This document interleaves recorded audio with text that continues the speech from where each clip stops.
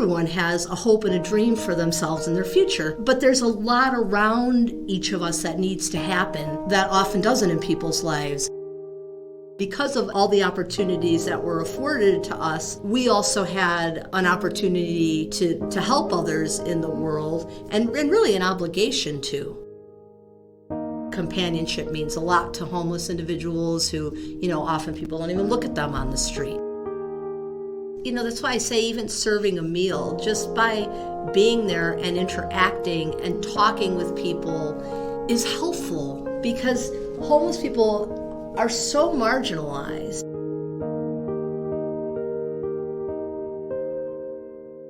Hello everyone, welcome to the Feisworld podcast. This is your host, Fei Wu.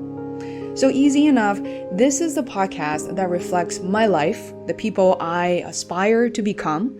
Some I have known for years, but some I am speaking with for the very first time.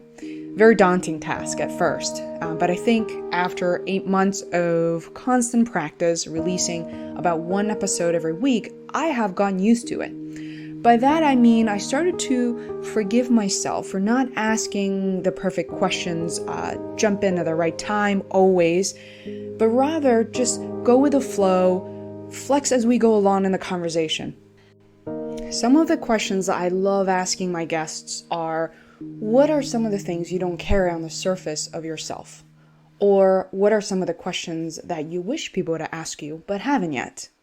Then from there, what I will do is compile a blog post with the audio tracks that you can listen directly on my website called Feisworld, Feisworld. There you can also find show notes, links, tools, and resources. So there's no reason to take notes. If you hear a name you're interested to explore further, or a book you want to maybe check it out on Amazon. So all that information will be readily available on my website. So today on my show, you will meet Marianna Bucina. She is an executive director from the Friends of Boston Homeless, short for FOBH.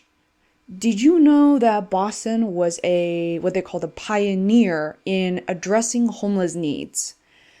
As part of this movement, Friends of Boston Homeless played a very significant part for helping homeless individuals transition from the streets and shelters to lead stable, independent lives. Friends of Boston Homeless supports a number of vital programs in the city of Boston, including Housing First, vocational training, and workforce development, adult education, employment services, so forth and so on. In the past 5 years, I've been invited to attend every single one of their annual events. So thanks to Matt Lindley, who appeared on an earlier episode, and he is a board member at FOBH and a lifelong friend and mentor of mine. In addition to Friends of Boston Homeless, via this episode, I hope you also learn something about my special guest, Mariann, who has devoted nearly 20 years of her life to Friends of Boston Homeless. But her journey in helping not-for-profit organizations actually started much earlier, tracing back to when she was just a little girl. I often wondered about how people choose a path in helping other people in need. It's easier said than done. What are the daily joy and challenges Mariann has to face? And more importantly, how can you play a part that changes our world for the better? Perhaps it starts with a smaller mission at your own city. Recently, I was listening to Tara Brock's podcast. Tara is a meditation teacher, and she said in her podcast called The Devotional Practices, the sacred feminine expresses the realization of our belonging, our innate interdependence with all of life. Helping others helps us open our longing to belong, which is universal longing. We want to be at home. In this case, let's build homes for those who are in need. I also want to dedicate this episode to the founder and president of this organization, Friends of Boston Homeless. His name is John Rosenthal, for helping homeless people in need for over 25 years. Without further ado, please welcome Marianna Bucina.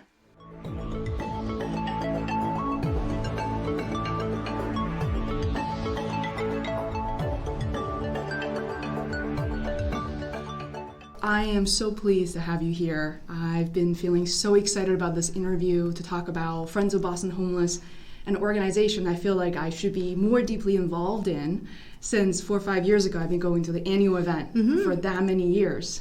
So how long have you been with? A long time. I started in 1997, I think. No way, never left. 90, I think 97. Don't quote me on that. I haven't thought about that in a while. It's been a long time. No worries.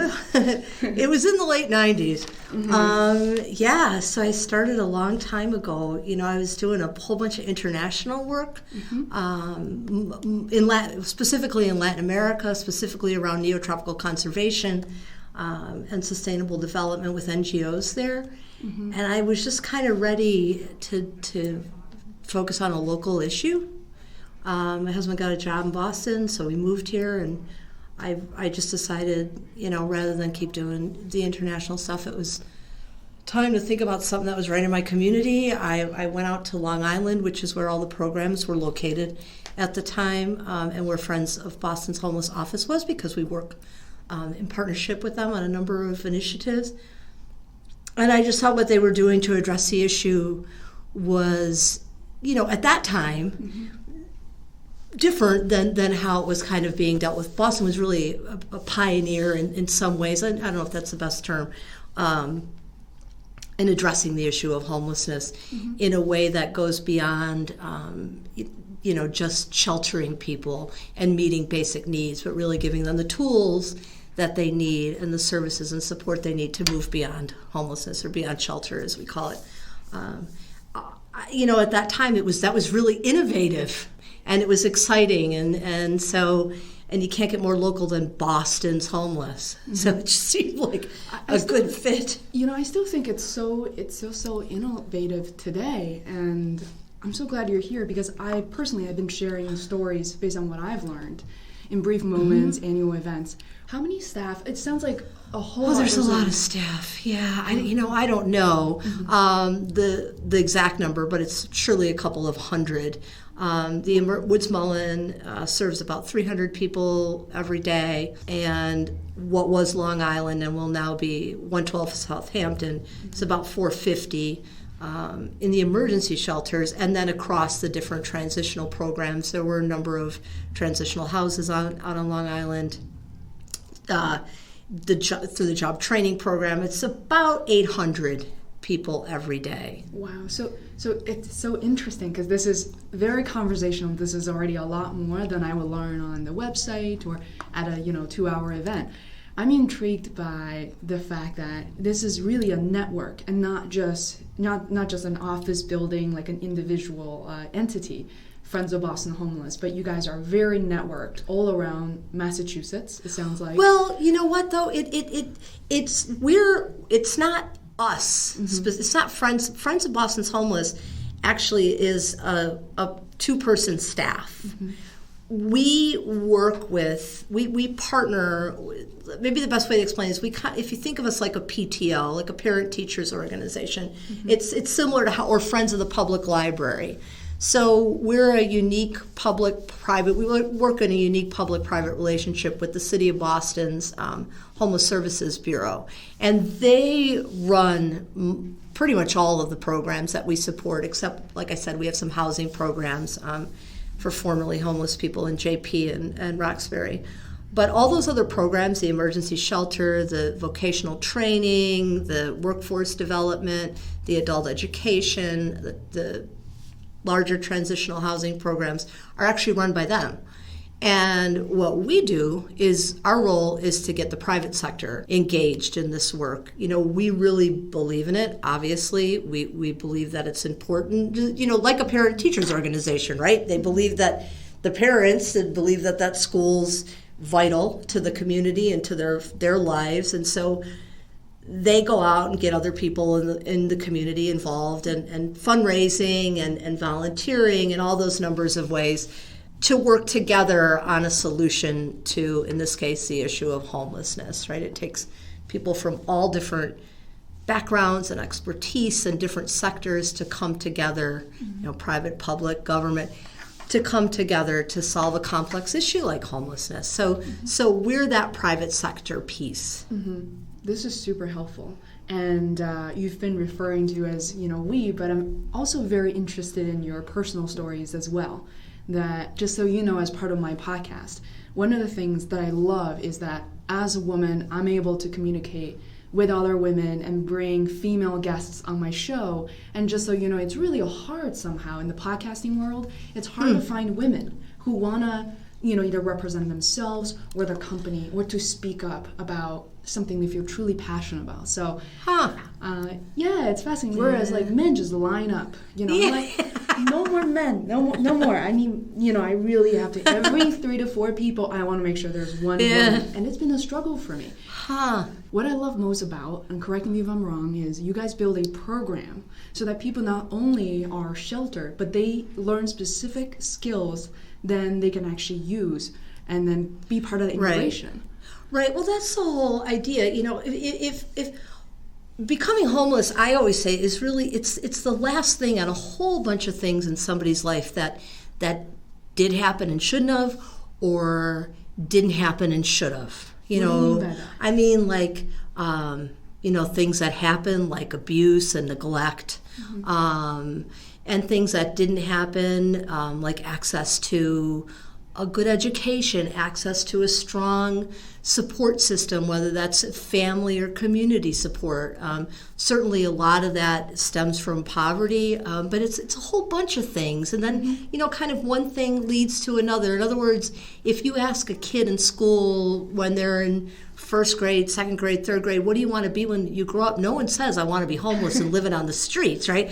Everyone has a hope and a dream for themselves and their future. But there's a lot around each of us that needs to happen that often doesn't in people's lives and eventually leads to homelessness. So it's not simple. It's not just as simple as giving someone a job, for example. You really kind of need to meet someone where they are. And address a number of issues and really help them to address those issues and give them the tools they need and the skills they need and the access. Really, in a lot of cases, it's it just is not access to good health care, not access to a good education. Help them plug into those things so that then they can rebuild that in their lives, or build it in some cases, because those opportunities were never there. So that's what the programs that Friends supports and our programs that we actually run, like our housing programs, do for people. Is not just a shelter, and that's very important. And meeting people's basic human needs is crucial, but for people to succeed and to live lives like you or I do, and we walk around and we're independent and we have community and support, it's a little bit more complicated than that. And that's what I really admire about what these programs do, and they work. Could you give us some examples of some of the programs? What do they learn, or like kind of the journey of that transition progression? Yeah. So when I say this, we're going to flip it all on its head after I explain this, because now lately in the last 5 years there's sort of a different approach that does the same thing but kind of turns the process around. But so for example, somebody goes to Woods Mullen Shelter. That's the other shelter that Friends of Boston's Homeless supports. It's in the South End. And actually, the relocated Long Island shelter is in the South End as well. It will be completely open in hopefully another month or so. So somebody goes there, and nobody's denied shelter. So it doesn't matter what's going on. If you come to the door and you ask to come in, you can come in. If you're, doesn't matter. I mean, if you're inebriated, if people, the belief is if someone's showing up the door, they want help, and that's what a shelter is there to do, to at least take that first step. There, you talk to an intake worker. There's case managers on site. There's with Boston Healthcare for the Homeless program, especially in the evenings, there's nurses on site. Boston Healthcare for the Homeless program is right next door, so there's access to doctors, There's, substance abuse counselors, and like I said, case managers. So somebody can talk to a case manager or talk to an intake worker or talk to a healthcare provider and say, this is what I need. This is what's going on in my life, and this is what I think I need help with. And together, then, they can work to plug people into a number of programs, and like I said, like most people need more than one thing at the same time, right? So they have health issues, many that are really treatable, but they're not able to manage amidst the chaos of being homeless. Simple things, not simple, but things that a lot of people just live with fine, like diabetes, for example, or high blood pressure, or those kind of more basic health care issues. They need mental health counseling. They may also need substance abuse counseling. Maybe they need to go to a detox first. Maybe they don't. They just need to, start going on AA meetings or NAA meetings.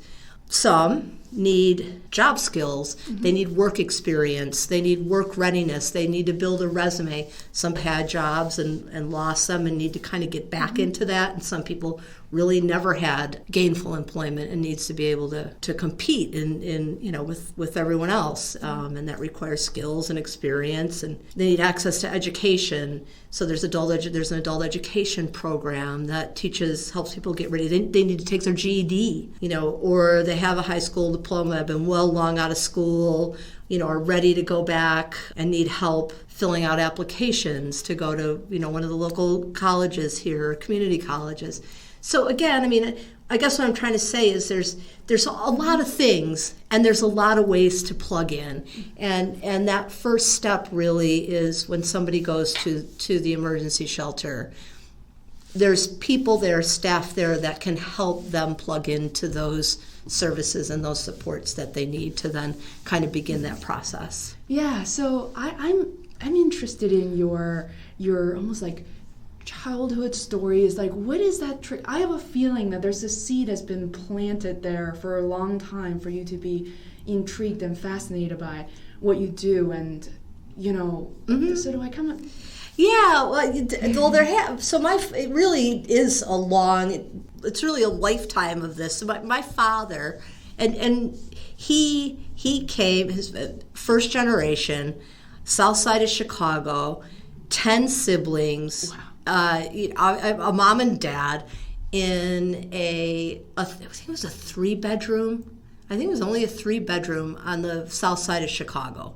Growing up during the Depression, he was the second to the youngest, and they were 2 of the siblings slept in the pantry in the apartment. So my father was the only one out of all his siblings who went to college. He joined the Navy. He went the GI Bill. He went to college, and he became a doctor. So he really he came from different roots than what we grew up. My brother, I have a brother. My brother and I grew up. It was very different lifestyle, right? Because we were born. My father was a doctor. We had a big house. We had all these opportunities, but that was a part of who he was, and he didn't want us to not realize how fortunate we were. And a lot of times it is really just sort of the luck of the draw, right? You don't have any control over what family you're born into, right? And it's easy, especially when there's a lot of privilege around, to not see what else is around you. So my father always volunteered. He took us, at that time they were called soup kitchens, when we were young, to help serve meals. We did things like buy gifts for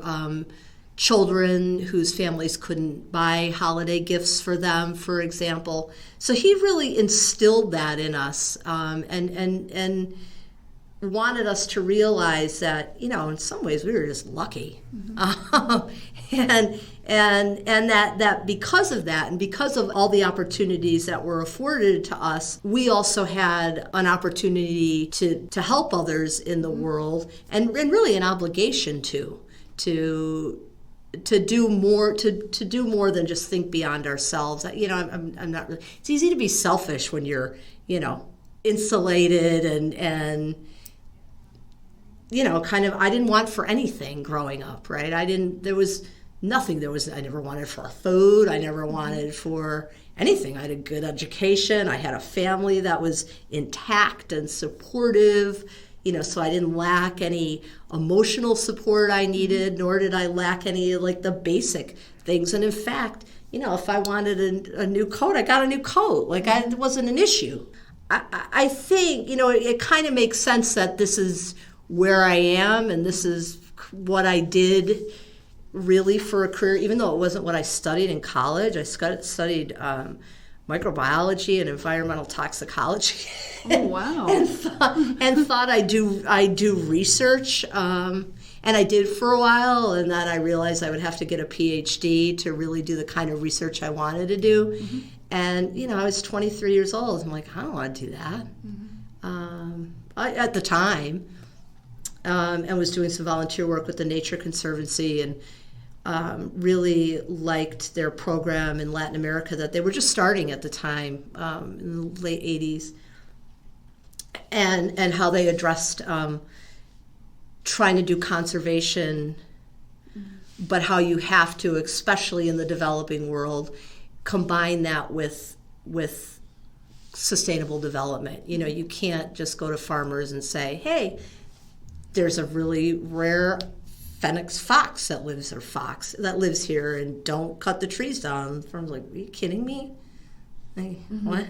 And you have to, and I thought that was really interesting, but because there's a real human piece to that. And so that sort of started me off in that direction, and over years just led me to this. What you guys do, what you do in particular is amazing, and I want to be able to spread the word in however shape or form that I can. And at this point, I've built an audience on my podcast, and I know that every time I release something, there's a group of people are going to be listening to this.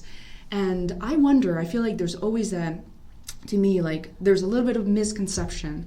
And then when you work at a corporation, there's like a day of volunteering where you could do that. What are some of the starter kit that people could, if they want to get involved with Friends of Boston Homeless, how would they go about starting it, and what are some of the different levels of involvement? Sure. Well, I mean, there's so our, like I said, our office is a tiny office. It's 2 people, and we have an administrative assistant for 8 hours a week.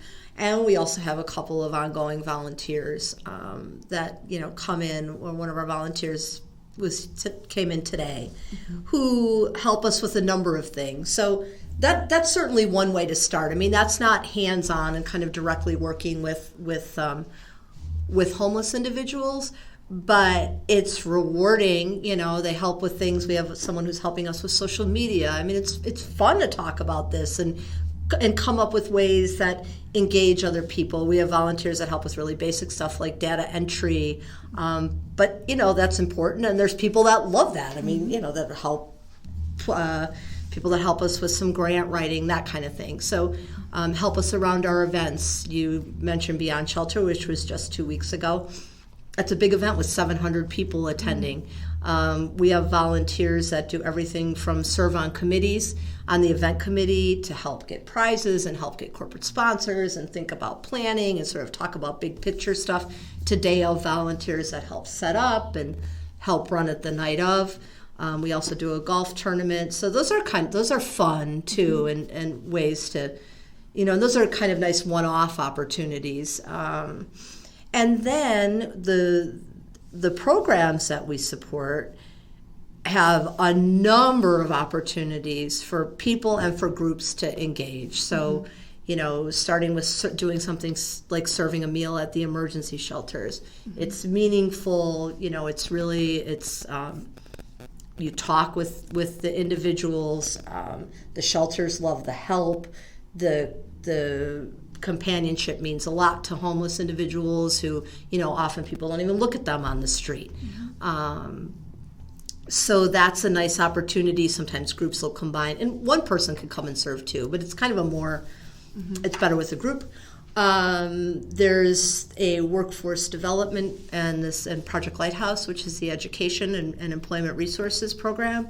So we have individuals come in and do things like mock interviews, and that's great for professionals because, we all know how hard that is. And we all know if we haven't looked for a job in a while and then you go out to look for a job, you're like, like, I haven't done this in a while. I haven't put a resume together in a while. I haven't written a cover letter in a while. What do people even do? Like, for me personally, like, do people really still write cover letters? I haven't hired somebody in a few years. Good question.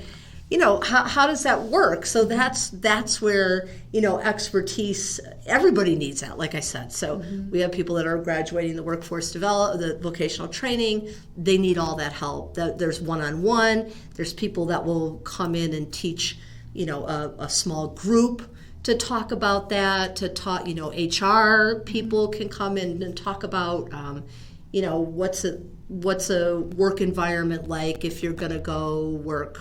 Like someone in the restaurant industry, for example, can come in. There's a culinary arts program, and people are going to work in restaurants. So what's that really like? What's that going to be like? What can I expect? What are my hours going to be like? What do I want to talk about in my cover letter and in my interview? And I'm going to interview with the chef. Well, how is that going to look? We have groups that teach all other kinds of workshops, basic like first aid.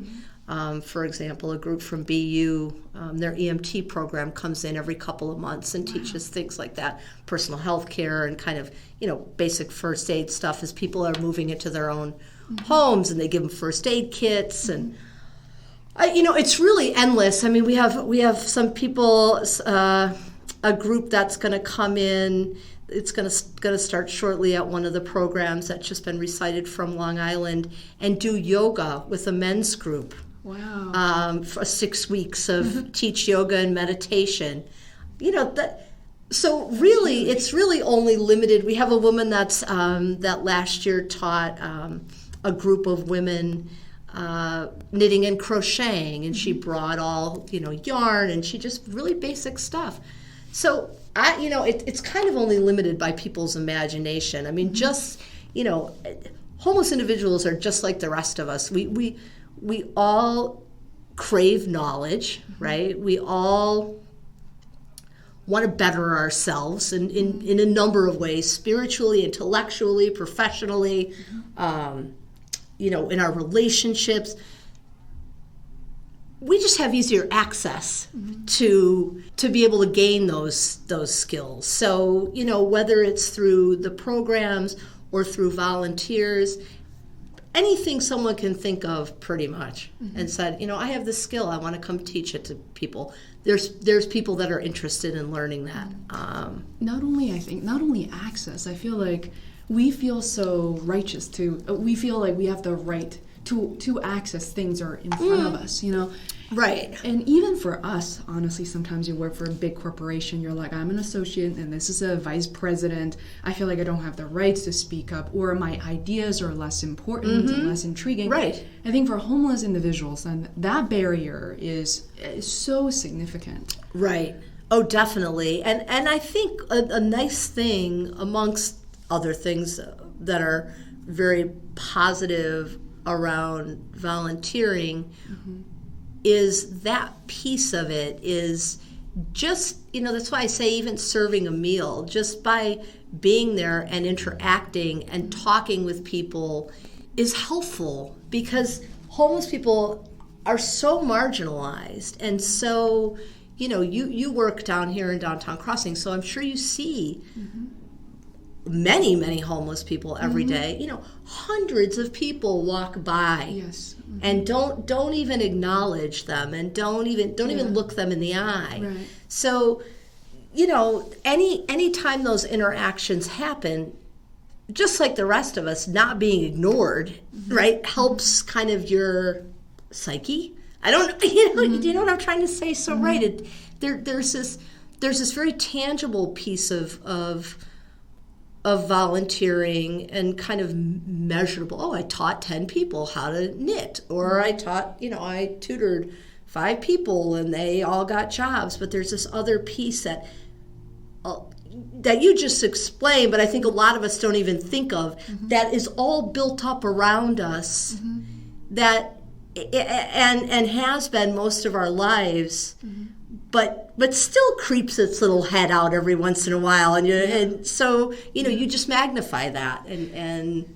in 2003, this reminded me of downtown crossing here, and where I had a friend who was going to school at Emerson and studied filmmaking. And one day, I was still in college at the time. I said, "Hey, Matt, you want to just come out and we're just going to shoot a film all around Boston?" And that was a day before the marathon, I still remember. And we saw this homeless man who was wearing, he was calling himself like a cat or something. He was wearing, he was hanging out at downtown crossing, and he's like, "I have a job here." I said, "Oh, well, what is your job?" I just decided to talk to him out of the blue. Yeah. He said, I'm a weather reporter. And I don't know whether he will ever listen to this, but he said, I report weather every day, like people who would walk by, and that would be his job. Huh. Yeah, so it's just so interesting, like, all of a sudden you have access to people, and then you just talk to them, Right. I've also saw a gentleman near Government Center a couple of years ago, and it broke my heart. And he said he came back from the war, and then he was basically amputized like below his knees, and then he really was struggling, and then I remember giving him money, and I said to myself, what is $5 gonna do? Like, what is this? Maybe this conversation is worth a little bit more than just money alone. And yeah, I personally really believe that. I just think that is really valuable. I mean, obviously resources and like money are important to everybody, but if you're nobody's an island, and you all that other stuff around you, and you get caught, if you just get stuck in your own head, where do you go from there, right? So I think that's crucial, is just talking to someone, looking them in the eye, whether you do that on the street, you do that in the common, saying hello to somebody, or really taking that one step further and coming to volunteer at one of these programs or at the shelter. It's a valuable piece of all. It's an important piece of all of that, of helping somebody put their lives back together, or put them together. Maybe some people, like I said, it's decades of neglect, and but nobody's hopeless, right? So those are good first steps, and I think everybody wins, because it's very rewarding. From the community, the volunteers' perspective, it's rewarding from the people that you're helping, and ultimately, our whole community benefits when everybody does better.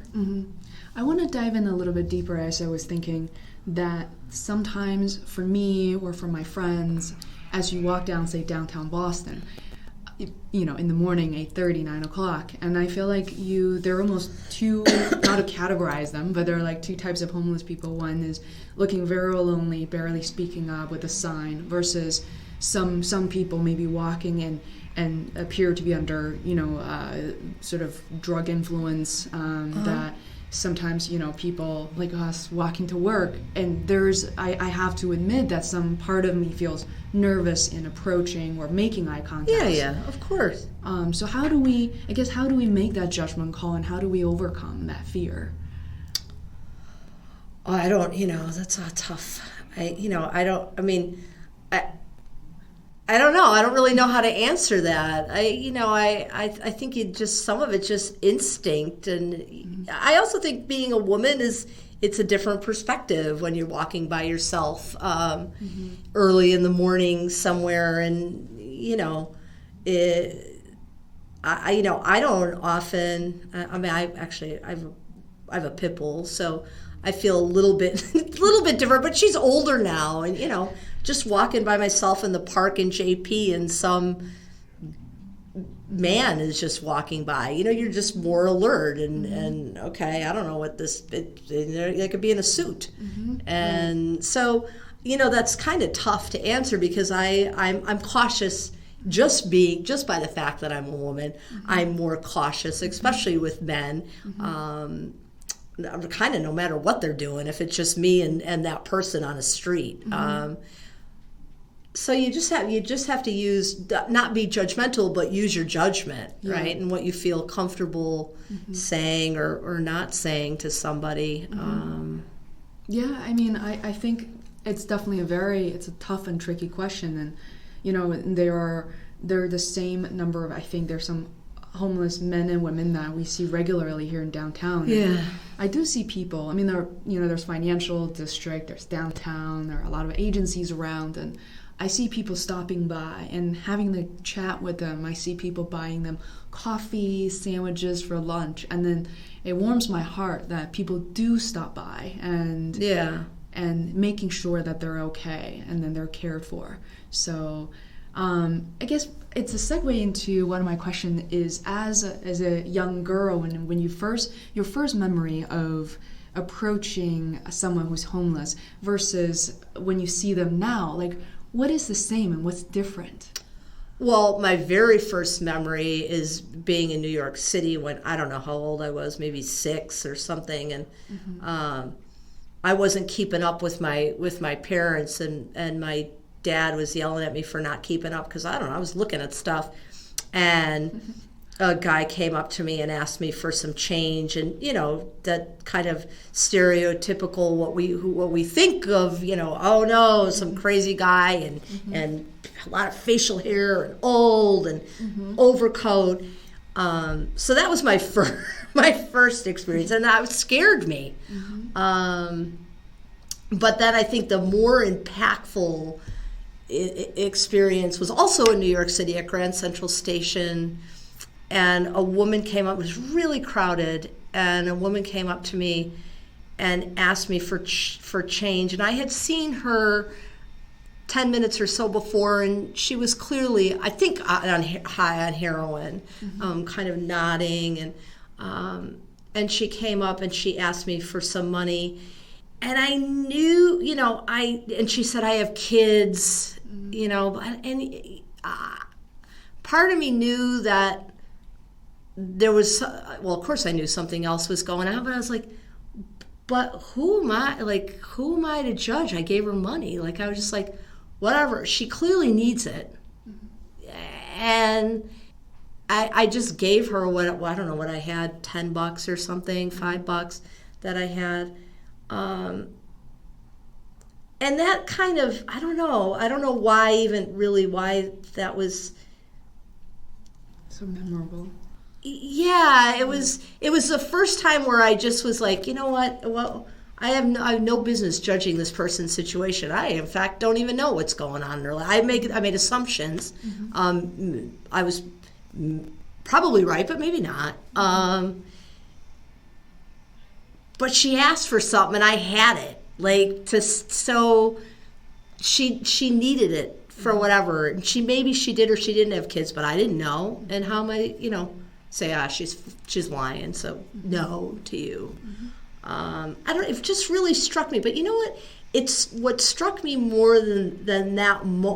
Beyond that moment was, and because I had done so much work in Latin America, I was like, man, this is such a wealthy country. And when did it become okay? And how did it become okay that there's people that just live on the sidewalk and, live in Grand Central Station or, most of the time sleep somewhere in some alley. When did that become okay for us? Where did that happen? And that now, or even at that point, that we just all kind of walk around and be like, oh yeah, there's homeless people. And that's just part of they're always going to be here as if, there's nothing to do with me. That was really what, and probably why I happened to, the next job after that job was this one. And I think, yes, that's probably why I felt like, there's got to be ways to solve this.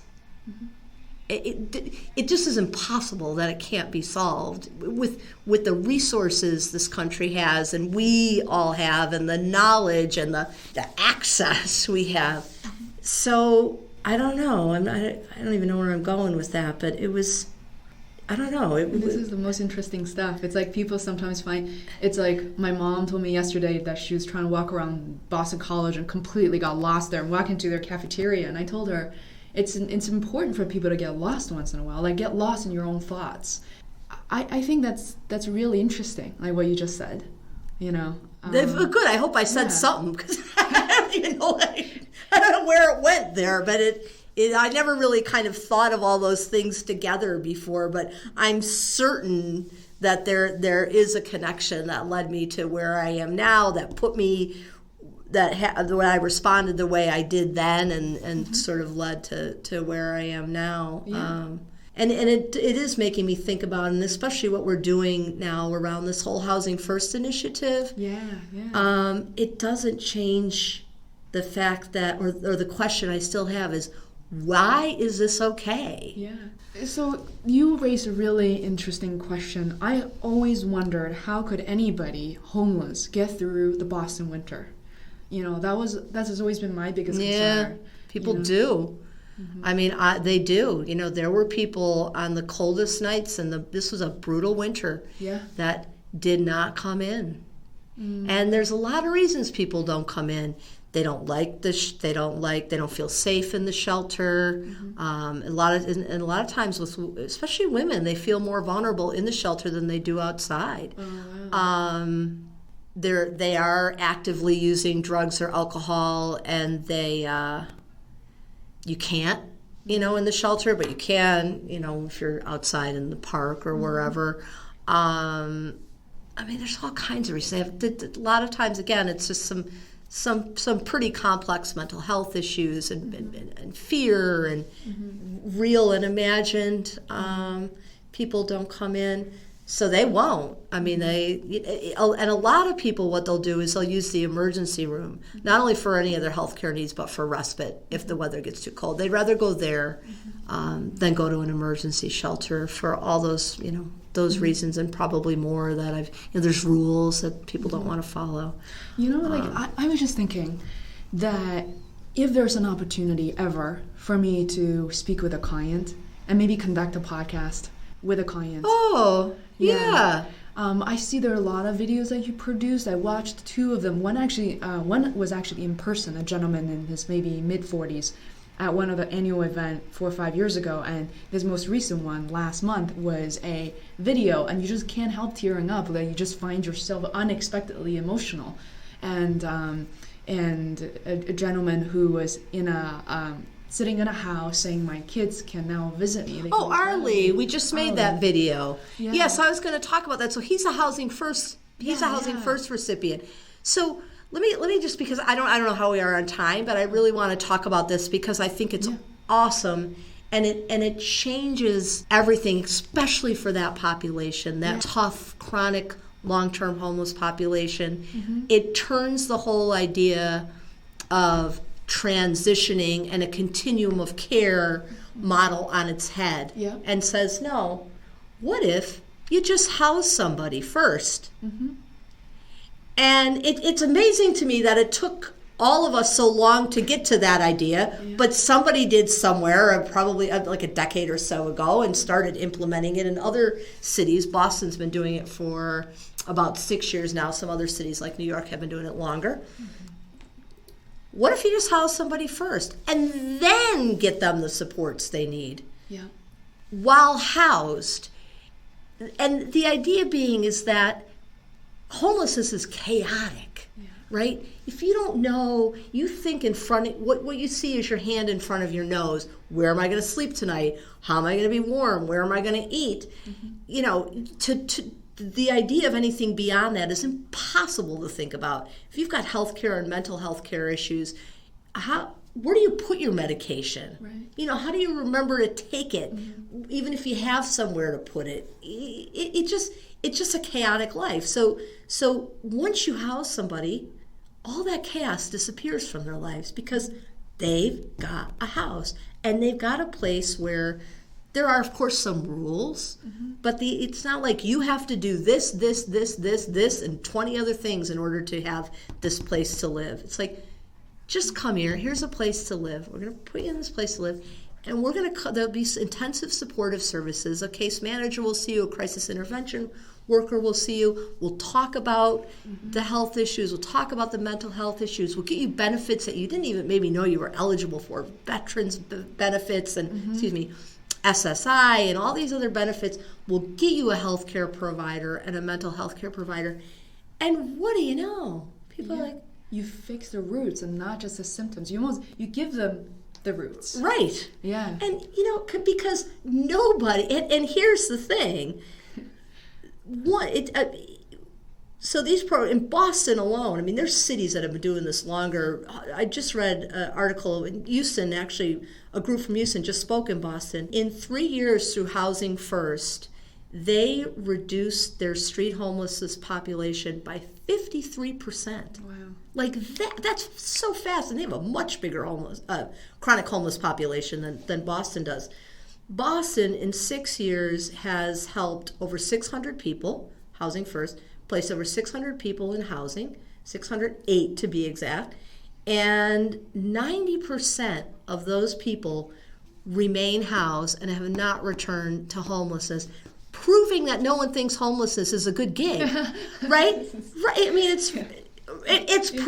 what more proof do you need? Mm-hmm. You house somebody, then you figure out what they need, and then you plug them into the resources and the ability to and somewhat on their terms, or a compromise between their terms and the requirements of the program, instead of you have to do this, okay, now you, and housing is a reward. It's no longer the case. And it is a beautiful thing. And in the meantime, for skeptics or people, it also, because these programs have been going on long enough, there's good data around them now. In Boston, we work the Housing First programs, MAHASA, Massachusetts Housing and Shelter Alliance, collects that data and reports. And the reports are available online. But their last study was June 2000, or the last one I read was June 2014, but I think they do them every 6 months, showed that when someone is housed versus living on the streets and in shelters, it saves our community about $9,300 per person per year in healthcare and public safety costs alone. So it's dignified, it's effective, and it saves our community money. Like, come on. Some of this is like it's intuitive. It's counterintuitive, right. And at the same thing, we talk about hiring, it's almost the same way in a much lesser scale, that retention is making money for the company. Yes, right, exactly. By investing in your employees. I say that all the time. Like, we have one other employee, and if she leaves, the time and the money to train somebody with the knowledge that she's been there for 10 years, over 10 years too. That's much more costly. So why wouldn't I work with her so that she's happy and feels that her job is rewarded and rewarding, and she's able to sustain her life and her family's life, than say, you're asking too much. And This makes perfect sense to me when you say, let's house someone first. Again, to people who are not homeless, it's not so much as if if a woman's name Amy needs A, B, and C, then she's gonna be all set. It's like a lot of the struggles we have is fundamentally, some spiritual, some mental. Like, we really have to change our mindset first. Wow. And how do you do that amidst the chaos of living on the street and shelter and going back and forth, and then sometimes you get arrested for something. So sometimes you're in jail for a little while, and you're the victim of just petty violence, being outside, being vulnerable. You can't. Your mind is not calm. And it really is never at rest. You're constantly in this mode of you can react when you're completely seized up. Right. So I'm a martial artist, and I use that metaphor. Cool. When we punch, I try to teach kids, you can't just be nervous the whole time. It is the end. When you strike something, at the very end, that's when you gather all your power.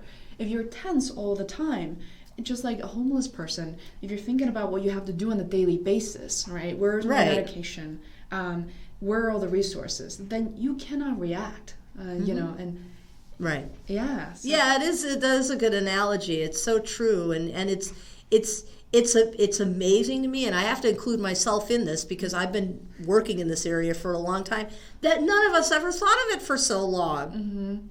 And it's always, you know, late than never. Of course, what I mean. Like, thank goodness it's happening, but really, like, how did that take? And you know, and maybe it is. Maybe it's a societal thing that, you know, we're all about pick yourself up by your bootstraps. Yeah. You know, but that's just the way that you know we're raised, and that this country is, you know, it's just instilled in us as Americans, maybe, that you know, oh, come on, and you do these things and you do all the right things and you're going to be okay. Yeah, you're going to be successful. Everybody should be type A. Right. And if you're not, there's something wrong with you. Yeah, not that there's something wrong with the system around you that did or didn't support you in ways that you needed to be supported, and especially when you're, you know, young. But even into that. No, it's you. There's something wrong with you, and you're not conforming, so that's your problem. And again, like Housing First kind of just looks at that differently. And again, I don't need to say more except 90% people don't return to homelessness. Wow. And if you don't like that, you have to like the fact that it saves a lot of money. I mean, if you multiply 600, okay, 90%. So 550 people times $9,300 per person per year, you're talking about a significant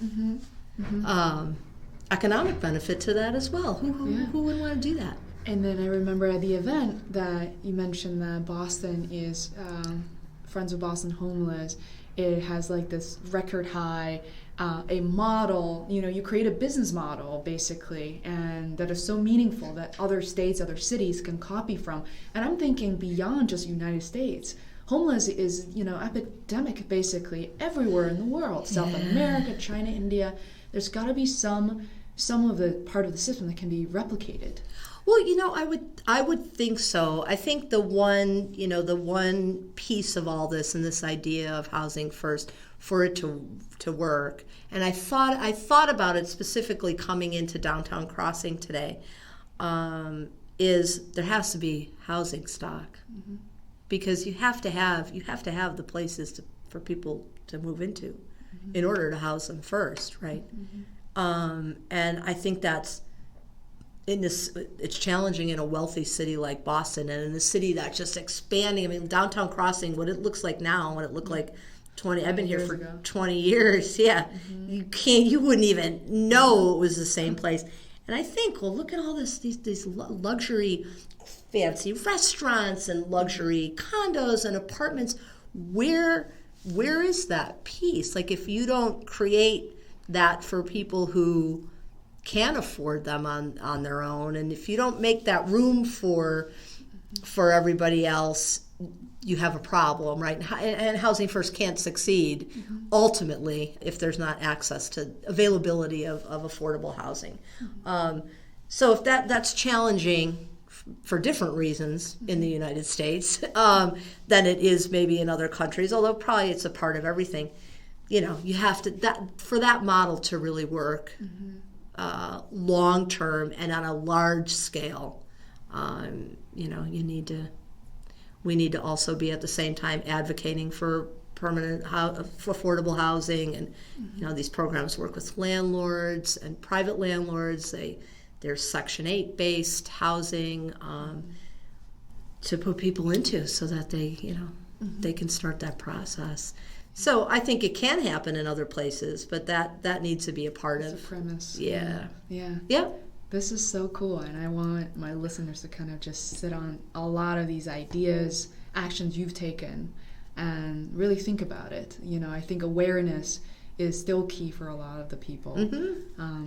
To respect your time, we're 4 minutes to 2. I know you really have to run out at 2 o'clock sharp, but I really want to take the time. Thank you so much for coming onto my show, and I know you're exposing a lot personally, professionally, but in the long run, I think this is so meaningful and valuable.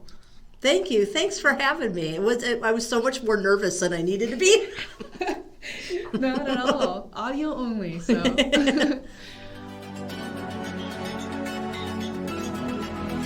To listen to more episodes of the Feisworld podcast, please subscribe on iTunes or visit feisworld.com. That is FEISWORLD,